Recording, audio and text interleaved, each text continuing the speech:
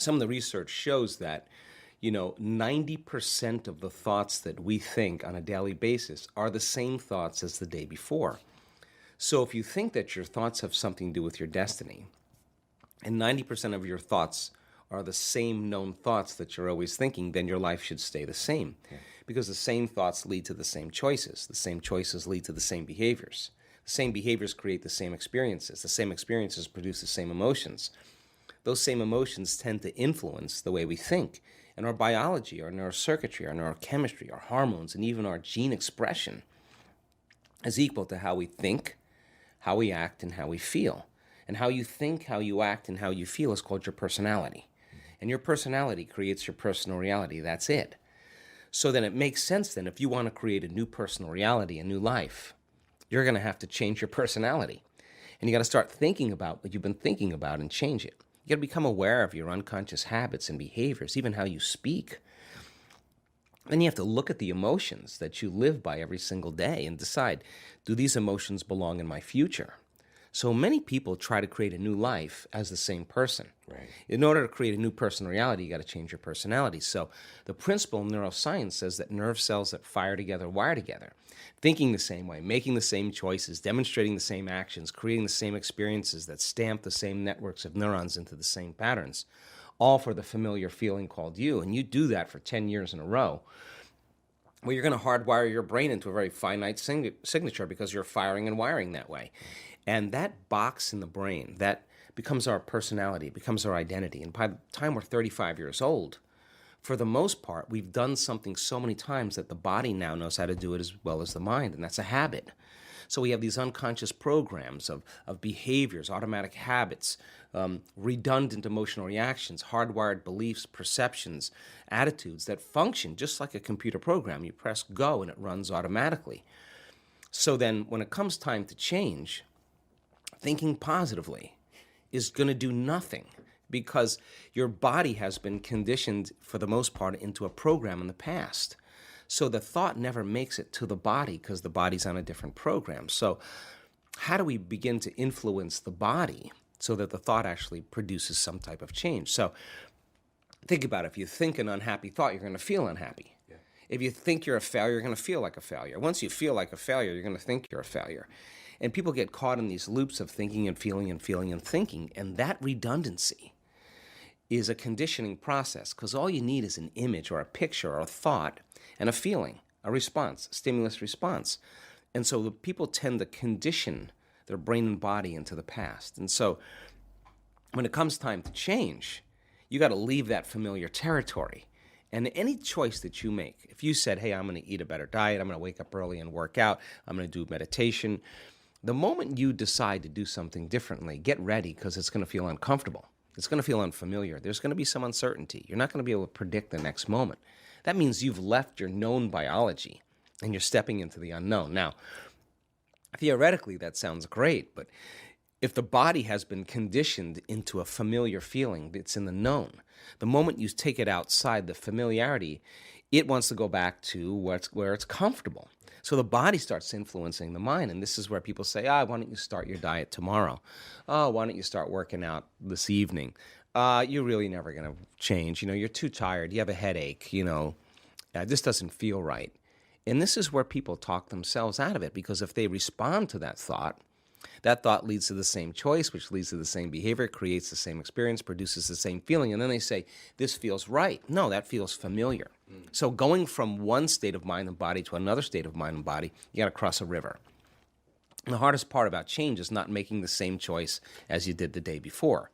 Now, once people understand that they're going to be uncomfortable, then the question is, what thoughts do you want to fire and wire in your brain? What behaviors will you demonstrate in one day? And the act of closing your eyes and rehearsing who you're going to be when you open your eyes begins to install neurological hardware in your brain to look like you've already done it. Now the brain, which is typically a record of the past, now becomes a map to the future.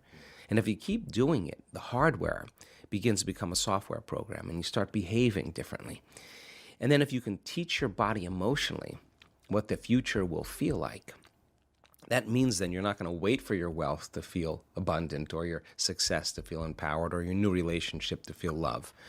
In fact, the moment you start feeling abundant, you're generating wealth. The moment you start embracing empowerment, you're stepping towards your success.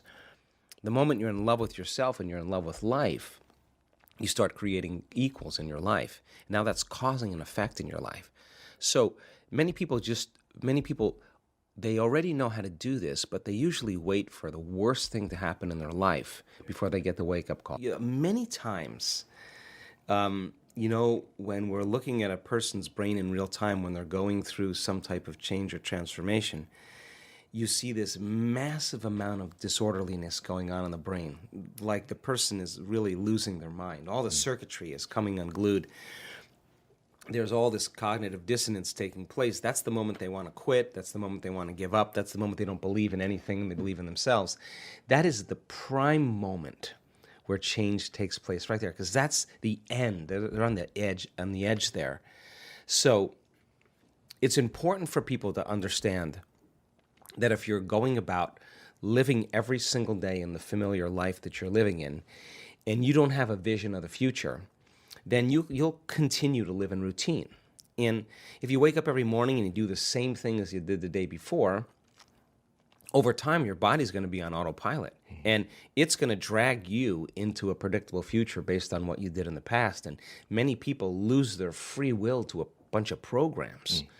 So then when you sit down and you become conscious of your unconscious thoughts, when you're in the program, you're unconscious, right? So the moment you become conscious of that thought, you're no longer the thought. You're observing the thought, and you begin to objectify your subjective self. You start pulling out of the unconscious program, and consciousness, awareness is the first step to do that. And so many people don't want to light a match in a dark place, because all of a sudden, when they decide to be defined by a vision of the future, they're stepping out of the known. You're going to hear, I can't. It's too hard. It's not going to work. What about this? And those are the thoughts that are standing in the way between that person and that vision. And it has to come up. And if a person has been in the habit of unconsciously complaining and making excuses and feeling sorry for themselves and judging other people, that's their habit. The moment they become conscious of it, now they're out of the bleachers and they're on the field, right? Because now you have to not let that thought slip by your awareness unnoticed. And then if you're living in guilt or suffering or pain or unhappiness, but you live that way every day and it just feels like you, and all of a sudden you become aware, oh my God, I've been guilty for the last 10 years. I didn't even know it. It just felt like me. You're starting to separate yourself from your biology. And so you have to go through the process of unlearning before you relearn. And that 95% of who we are, that is what's stopping us from stepping into a new future. So then if people then are waking up every single day, now think about this, the brain is a record of the past. If you wake up every morning and you start thinking about your problems, and your problems are just memories that are etched in your brain that are connected to certain people and problems and certain objects and things in certain times and places, the moment you start remembering your problems, you're thinking in the past, right? Yeah. And if every one of those problems has an emotion associated with it, and you start feeling bad or unhappy, now your body's in the past. So thoughts are the language of the brain, and feelings are the language of your body. And how you think and how you feel creates your state of being. So most people then, they start their day in the familiar past. Then they get up and they run through a routine series of behaviors, and their body's now habituated on autopilot into a predictable future. That's the known. So the familiar past, the predictable future are both the known. There's only one place where the unknown exists, and that's the present moment. So then when you're creative, you got to be present. You got to pay attention to be creative, and that defies or it goes against the programming. And so then there has to be some type of waging of intention that's greater than those programs. And most people, they get uncomfortable. They'd rather just get on their cell phone or, turn on the TV and watch a football game or distract themselves from that feeling. But when people really make up their mind to change, they have to come up against those feelings, those habits, those hardwired attitudes. And it takes a great act of will. But when we do it, the side effect is we see changes not only in our health, but in our lives as well. And then we say, wow, that really worked. And now we're the example of truth. That's what makes it so cool.